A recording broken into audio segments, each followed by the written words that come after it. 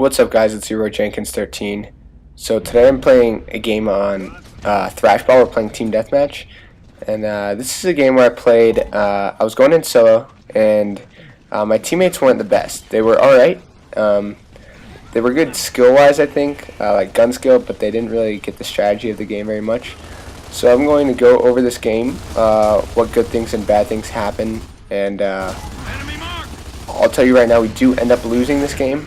It was very close, and I'll kind of go over why we lost and how we could have won instead. So I'm going to split this video up. It's a pretty long video.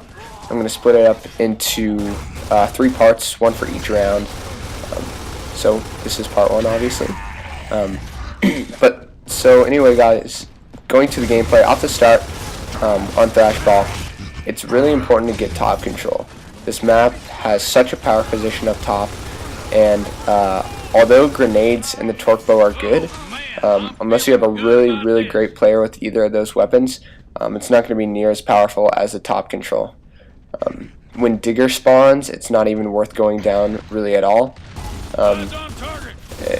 It depends kind of on how your team plays, if you're playing Execution or Team Deathmatch as well, but for the most part, Digger is not very powerful, and unless you get some really nice shots off, having teammates up here lancering instead of people trying to use the Digger, you're going to be in much better shape because you've got this height advantage. Awful shotgun shot there.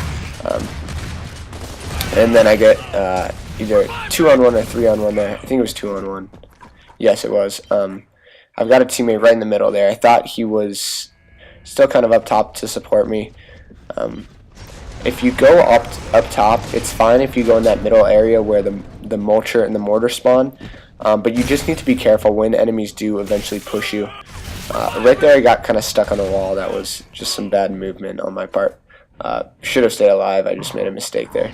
But like I was saying, it's fine if you want to go where the Mulcher and Mortar spawn. The only problem is that you're pretty vulnerable from people shooting you from outside. It's pretty easy to get downed by a team who knows what they're doing.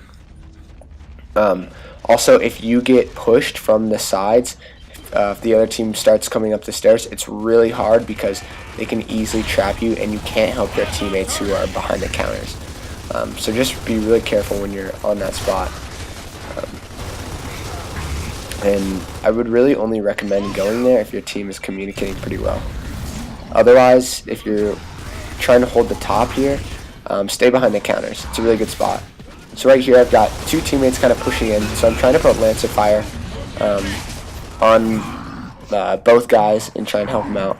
I did get the down on one person behind cover, but I didn't see his teammate who was there, and ended up getting the down on me since I was very weak.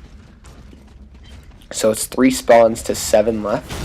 I'm trying to stay back some more.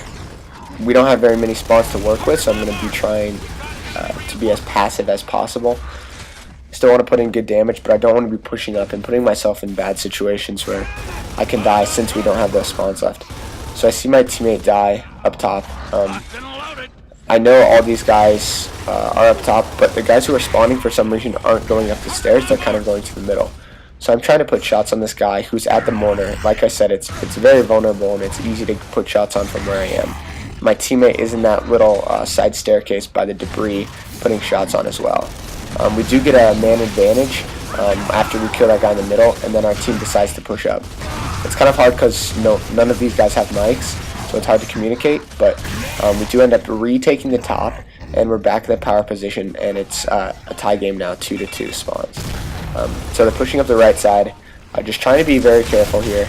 I get pushed with the shotgun. Should have tried to back up a little bit more. My teammates were preoccupied on the other side, so they didn't really help me at all. But off the spawn, I'm just going to be going right back up top because, like I said, that's where you want to be. We do get 2 more kills and take the lead, so we have 1 spawn to their 4 lives. We each lose another person, so it's 4-3 now, 4-2, and we are just going to camp it out for the rest of the time up top here.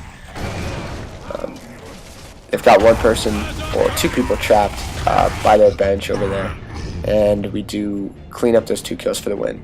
So top control, very important, like I was saying. That's probably the reason why we won that, and that's really how most of the fights go on Thrash Brawl, especially as the game kind of progresses and people learn how to play these maps a little bit better. So that's the end of part 1. I will link you guys to part 2 in the description, so go check that out, and I will see you over there.